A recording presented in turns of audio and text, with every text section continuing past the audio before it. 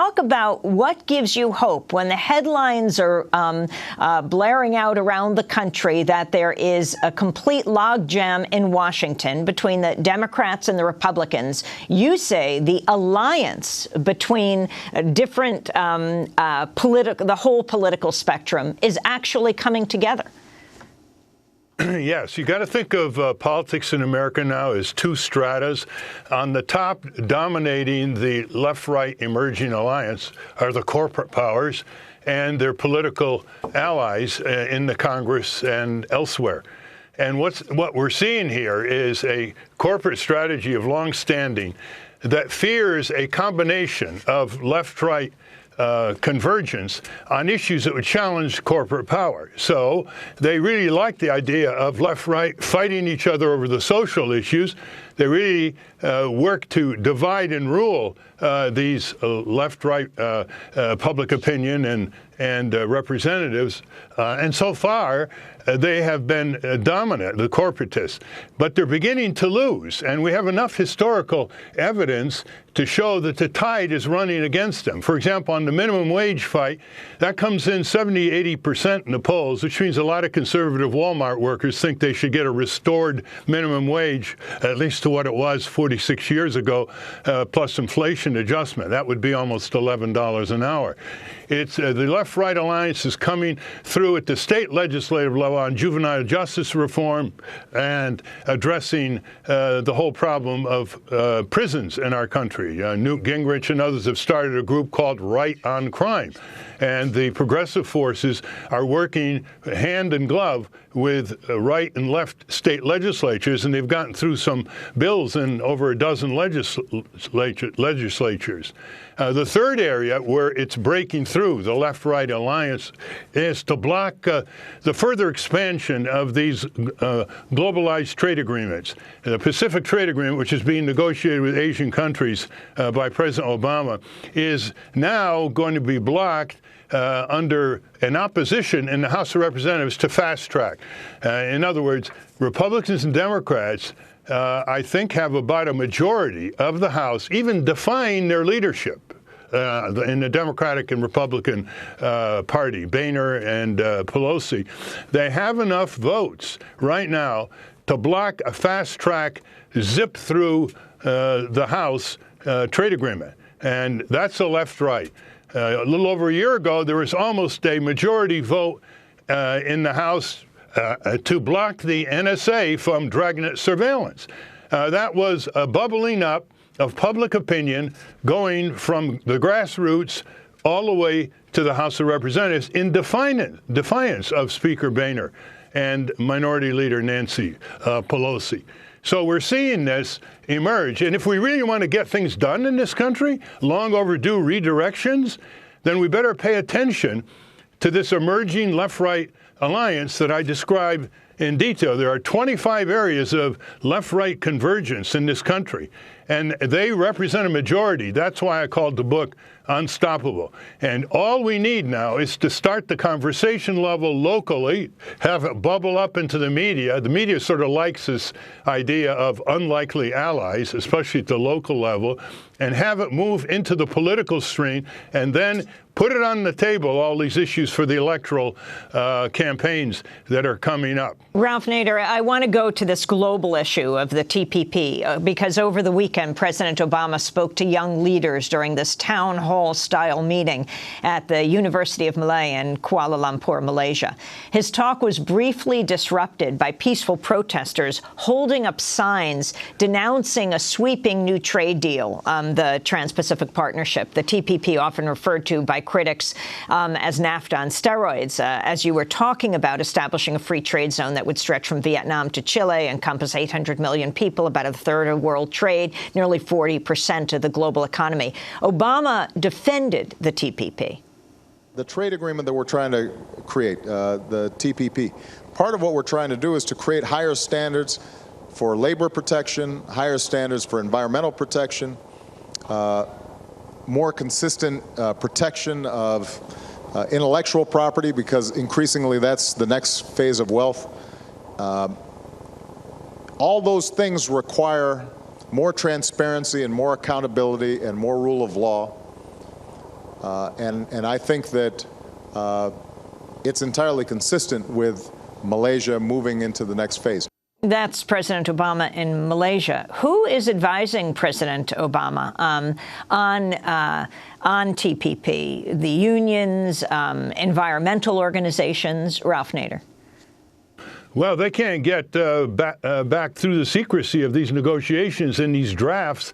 As Lori Wallach of Global Trade Watch has pointed out repeatedly, even members of Congress couldn't get the draft negotiations from the TPP. Although the corporate lobbyists have access to these drafts, but it's quite clear that the TPP is nothing more than an extension of NAFTA and the World Trade Organization on steroids. And here's where we have a left-right alliance, each one with their reason. On the left, they're opposed to these agreements because they're bad for workers, they're bad for the price of medicines being affordable under the intellectual property rules that are being negotiated. They're bad for open government, and they're bad for the environment. On the right, they don't like these trade agreements because they shred our sovereignty. I happen to agree with that, too. All international treaties reduce sovereignties by definition. But this one, these trade agreements are the greatest usurpers of local, state, and national sovereignty in American history. And so we have this growing alliance. And by the way, it goes back to documents like the 2002 Texas Republican state platform that was dead set against these trade agreements on sovereignty issues. So I don't think President Obama is reflecting his campaign assurances in 2008 when he said he was going to work to revise NAFTA and WTO for better environmental, labor, and consumer protections. He hasn't done that for WTO or NAFTA, and he's not doing it for this Trans-Pacific trade agreement. Speaking of the power of corporations, General Motors is asking a court to shield it from legal liability for all conduct predating its 2009 bankruptcy. The motion was filed earlier this month that seeks recognition of the split from old GM into the post-bankruptcy new GM.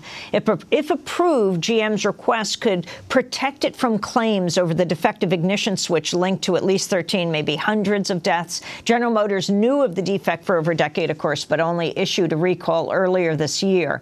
The company's request was disclosed in a federal lawsuit filed in Texas over the defect. In its court motion, GM says, quote, just like the other ignition switch actions that other plaintiffs have filed in the wake of public reports regarding the outstanding recall, this case relates to a vehicle designed, manufactured, originally sold, and advertised by old GM, unquote. Meanwhile, GM Chief Executive Mary Barra said the automaker will create a global organization that'll focus on product safety and quality. This is Mary Barra speaking in New York earlier this month. This new way of developing vehicles will provide the highest levels of safety, quality, and customer service, and ensure that a situation like the ignition switch recall doesn't happen again. That's GM CEO Mary Barra, the new CEO of GM. Ralph Nader, the old, the new, what does this mean? Well, as a longtime unpaid consultant to General Motors, I would advise Mary Barra, first of all, to reopen all these product liability suits by the bereaved families before the bankruptcy and after the bankruptcy. You've got people who want their day in court. They want a trial by jury. They want to bring General Motors to compensate them for their horrendous losses before their jury peers. And GM is resisting reopening these pre-bankruptcy cases. And here's another example of convergence. When it comes to having your day in court, if your loved one was killed or seriously injured in a defective GM car, it doesn't matter whether you call yourself Republican or Democrat or liberal or conservative. You want your day in court. When we get down to where people live, work, and raise their children, these manipulative ideologies that are controlled by the plutocracy, both from Wall Street to Washington, tend to dissipate as people focus on simple fair play, simple golden rule, simple justice. And GM better realize that this imbroglio that they've gotten themselves into is only going to get worse. The press is competitively covering it. They're looking for media prizes on it. It's not going to stop. More is going to spill out of the impenetrable bureaucratic bungling of GM with other car models beyond the 2.6 million vehicles they're recalling for the faulty ignition switch situation. Mary Barr has already suspended 2 project engineers with pay. So obviously, she's conducting an internal investigation. The only way, really, this is going to be prevented in the future is not only for tougher regulation, stronger legislation in Congress, better budgets for the Department of Transportation to enforce the safety laws, stronger safety standards, stronger reporting standards, so that the auto companies, not just GM, are required under heavy penalty to report immediately evidence of vehicle defects on the highway. But it's also going to require protection of whistleblowers inside GM through an independent ombudsman, which I hope that she will establish with direct contact to her CEO office. So the engineer who wants to bring his conscience or her conscience to work and report a covered-up defect that might later kill people on the highway can go to the ombudsman, get protection so they don't lose their job, and the ombudsman can go directly to the CEO. That's the internal requirement to get people in GM to be able to freely bring their conscience to work without risking their careers. I mean, Ralph, just before we go to break, then we'll come back on this issue of GM. It goes to where grassroots movements are. I mean, you were the leading champion of car safety. You took on General Motors in the 1960s. They put a tail on you. They tried to bring you down by compromising you, sending women to you and tracking your every move. And you exposed them in Congress. You got a big settlement and started your organization. But it's a half a century ago. Do you think progress has been made? Oh, yeah. I mean, motor vehicles are safer, more fuel efficient, more controlled in their pollution, far more than 50 years ago.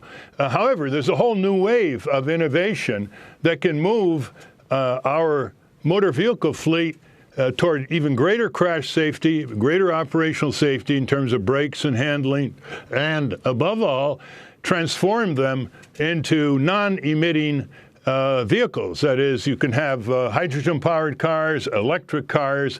The technology's here. It will become less and less expensive to the consumer to purchase these cars. And as David Freeman, the longtime head of the Tennessee Valley Authority and other public utilities, has stated recently, we can transform our entire economy into an all-electric economy powered by solar energy and driven by energy efficiencies that are already on the table and practical in terms of their application within 30 to 40 years, replacing entirely, almost entirely, fossil fuels and nuclear power. So this is the vision that I think the motor vehicle industry, and Tesla seems to be leading the way here, that we would like to see on the horizon. Yeah, we speak to you as Arkansas is devastated from a string of tornadoes. At least 17 people have died, almost all in Arkansas. You have Congress, the House, voting, though this won't be passed by the Senate, that the National Atmospheric and Oceanic Administration cannot talk about the causes of climate change, can only talk about extreme weather. You have Tennessee passing legislation that would outlaw some public transit. Yeah, well, this is the corporatist pressure against what I can see around the country as an emerging left-right alliance, not just on climate change, but on the effect that it has on agriculture, effect it has on disasters that cost the taxpayer, the effect it has on the need for fuel efficiency, good for motorist pocketbook, and reducing pollution on the ground. This is a great opportunity for a left-right alliance here. Remember, we defeated the Clinch River breeder reactor in 1983, supported by big business and Ronald Reagan, and we beat them in the House with a left-right alliance. It was a stunning defeat for then the powerful Senator Howard Baker, who wanted this boondoggle Clinch River breeder reactor built in his state.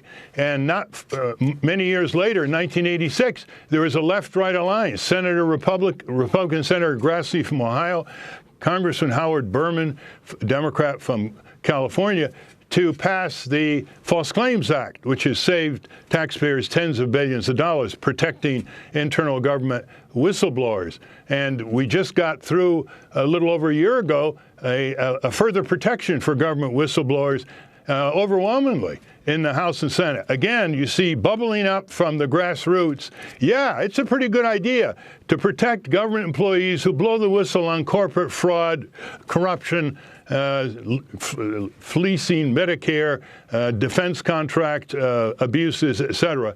It comes up from the bottom, Amy, and that's what we've got to do. And we can start with, like the pre-revolutionary committees of correspondence way back when they really got together in Massachusetts and elsewhere.